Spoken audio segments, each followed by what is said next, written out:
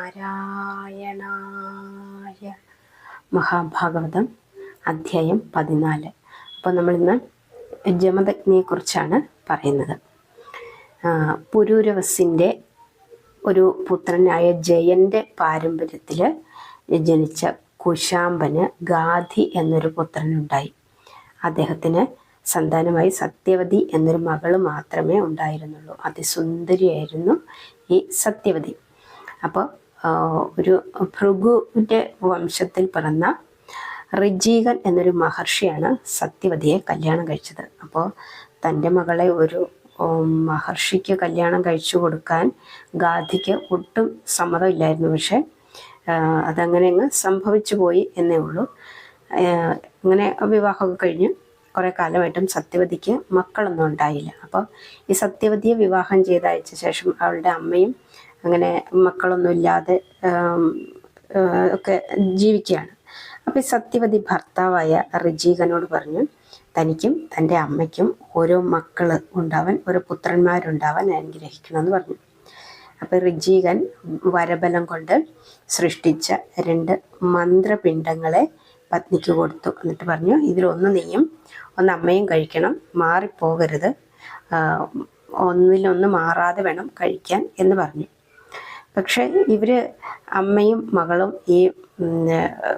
ഈ പിണ്ഡങ്ങൾ ശരിക്കും അങ്ങോട്ടും ഇങ്ങോട്ടും മാറിയാണ് കഴിച്ചത്. മകളുടേത് അമ്മയും അമ്മയ്ക്ക് കൊടുത്തത് മകളുമാണ് കഴിച്ചത്. അപ്പോൾ ഇതറിഞ്ഞ മഹർഷി പറഞ്ഞു, ഇത് ദൈവകൽപിതമാണ്. പിണ്ഡങ്ങൾ മാറി കഴിച്ചത് കൊണ്ട് നിന്റെ പുത്രനായി ജനിക്കുന്നവൻ ഒരു നിഷ്ഠൂര ഹൃദയനായൊരു ഋഷിയും നിന്റെ അനുജനായി നിന്റെ അമ്മയ്ക്കുണ്ടാകുന്ന പുത്രൻ ലോകപ്രസിദ്ധനും ശ്രേഷ്ഠനുമായ ഒരു മഹർഷി പുങ്കവനും ആയിത്തീരുമെന്ന് പറഞ്ഞു. അപ്പോൾ തൻ്റെ പുത്രൻ നിഷ്ഠൂരനായ ഒരു മുനിയെ തീരുമെന്ന് കേട്ടിട്ട് സത്യവതിക്ക് വല്ലാത്ത സങ്കടമൊക്കെ തോന്നി. പിന്നെ ദൈവത്തിൻ്റെ ഇഷ്ടം, അത് മാറ്റാൻ പറ്റുന്നതല്ലോ എന്നൊക്കെ ഓർത്ത് പിന്നീട് അവൾ സമാധാനപ്പെടുകയും ചെയ്തു. അങ്ങനെ മാതാവും പുത്രിയും 2 പേരും ഗർഭം ധരിച്ച് യഥാകാലം ഓരോ പുത്രന്മാരെ പ്രസവിച്ചു. അങ്ങനെ സത്യവതിയുടെ പുത്രന് ജമദഗ്നി എന്ന് പേര് കൊടുത്തു. സത്യവതിയുടെ സഹോദരൻ, അതായത് അമ്മയ്ക്കുണ്ടായ പുത്രന് വിശ്വാമിത്രൻ എന്നും പേര് കൊടുത്തു. അപ്പം ഈ ജമദഗ്നിയുടെ അമ്മാവനാണ് വിശ്വാമിത്രൻ.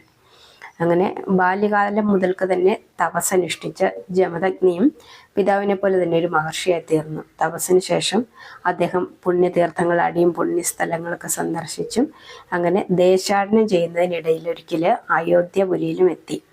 അപ്പോൾ സൂര്യവംശ മഹീപതികളുടെ രാജധാനിയായിരുന്നു അയോധ്യ നഗരം. അന്ന് അയോധ്യയിലെ രാജാവായി വാണിരുന്നത് പ്രസേനജിത്ത് എന്ന രാജാവായിരുന്നു. അദ്ദേഹത്തിൻ്റെ അതിസുന്ദരിയായ പുത്രിയായിരുന്നു രേണുക. അപ്പോൾ ഈ രേണുകയുടെ സൗന്ദര്യം കണ്ട് അതിൽ മതിമയങ്ങിയ ജമദഗ്നി അവളെ തനിക്ക് പത്നിയായിട്ട് നൽകണമെന്ന് രാജാവിനോട് ആവശ്യപ്പെട്ടു.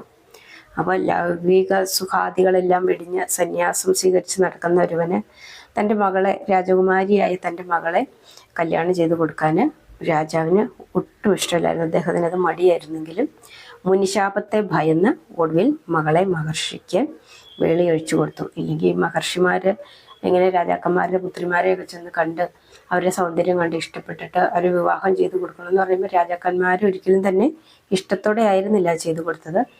വിവാഹം ചെയ്തു കൊടുത്തില്ലെങ്കിൽ മുനിമാർ ശപിക്കും. അപ്പോൾ അത് രാജ്യത്തിനും എല്ലാവർക്കും ദോഷമാകുമല്ലോ എന്ന് കരുതി അവർ ചെയ്തിരുന്ന വലിയൊരു ത്യാഗം തന്നെയായിരുന്നു എന്നും മക്കളെ ഏതെങ്കിലും മുനിമാരൊന്ന് ചോദിക്കുമ്പോൾ മുനിശാപത്തെ ഭയന്ന് മക്കളെ അവർക്ക് വിവാഹം ചെയ്തു കൊടുക്കുക എന്നുള്ളത്.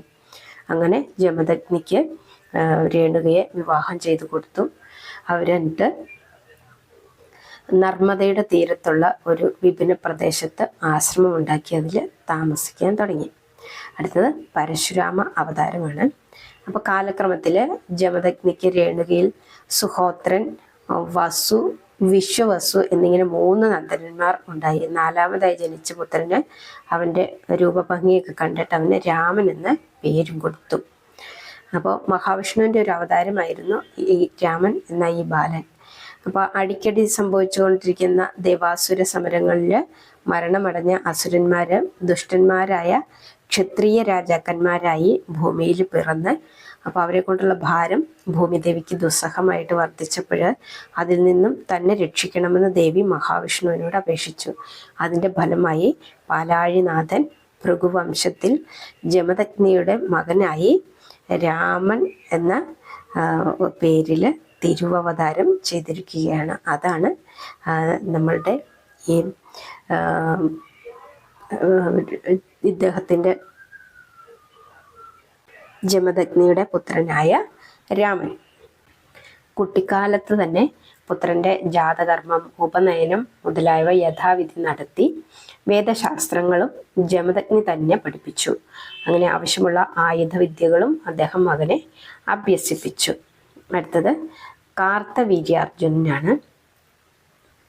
അപ്പോൾ യയാതിക്ക് ദേവയാനിയിൽ ജനിച്ച മൂത്ത പുത്രനായ യദുവിൻ്റെ വംശപരമ്പരയിൽ വിഷ്ണിയുണ്ടായി.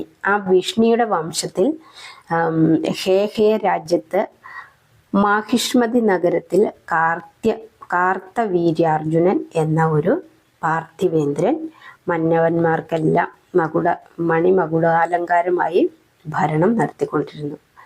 അപ്പോൾ അത്രിപുത്രനായ ദത്താത്രേയ മഹർഷിയെ പ്രസാദിപ്പിച്ച് 1000 കൈകളും അഷ്ടൈശ്വര്യ സമ്പത്തും നിത്യ യൗവനവും ദീർഘായുസ്സും അജയ്യമായ ശക്തിപ്രഭാവവും അദ്ദേഹം വരമായി കൈവരിച്ചു. അതോടൊപ്പം ശ്രീഹരിയുടെ കയ്യാൽ മരണവും മുനി അദ്ദേഹത്തിന് വിധിച്ചു. അതുവരെ ലോകത്തിൽ ആർക്കും സാധിച്ചിട്ടില്ലാത്തവണ്ണം 10,000 യാഗങ്ങൾ നടത്തി പുണ്യവും പുരുഷാർത്ഥവും അദ്ദേഹം സമർത്ഥിച്ചു. അതുപോലെ അന്നുണ്ടായിരുന്ന 46 രാജ്യങ്ങളുടെ ആധിപത്യവും അദ്ദേഹത്തിനായി. അദ്ദേഹം അത് നേടിയെടുത്തു. അങ്ങനെ ഒരു രാജാവ് ഉണ്ടായിട്ടില്ല, ഇനി ഉണ്ടാവുകയുമില്ല എന്നൊരു ഖ്യാതിയും അദ്ദേഹം നേടി. അദ്ദേഹത്തിൻ്റെ രാജധാനിയിൽ ആര് വന്ന് എന്തു ചോദിച്ചാലും ഒരു മടിയുമില്ലാതെ അത് അവർക്ക് അദ്ദേഹം ദാനം ചെയ്തുകൊണ്ടിരുന്നു. അപ്രകാരം ധർമ്മിഷ്ഠനും ശ്രേഷ്ഠനും ഭക്തോത്തമനുമായ ആ ഭൂപതി തിലകന് 10 ഭാര്യമാരും അവരിലെല്ലാവരിലും കൂടി 105 പുത്രന്മാരും ഉണ്ടായി. അപ്പം അടുത്തത് രാവണ യുദ്ധമാണ്. അത് നമുക്ക് അടുത്ത വീഡിയോയിൽ പറയാം.